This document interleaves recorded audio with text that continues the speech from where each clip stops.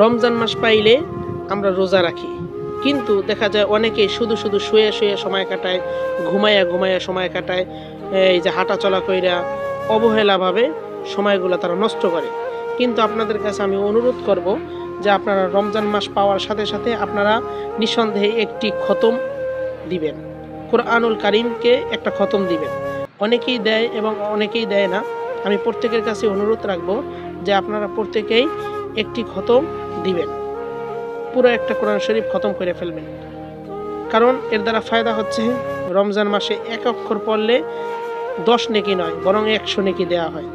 বিশেষ করে যারা কোরআনের হাফেজ আছে তারা তো অবশ্যই পড়ে, যারা আমরা হাফেজ না, গায়ের হাফেজ, অল্প অল্প পড়তে পারি, তারা কিন্তু অবশ্যই আমরা এই খতমগুলো দিব। আর এই খতম দেওয়ার মাধ্যমে কিন্তু আমরা অনেক সওয়াব বা নেকি অর্জন করব। এ কারণে আমরা প্রত্যেকেই এই রমজান মাস পাওয়ার সাথে সাথে আমরা কোরআন শরীফ নিয়ে বসে যাব এবং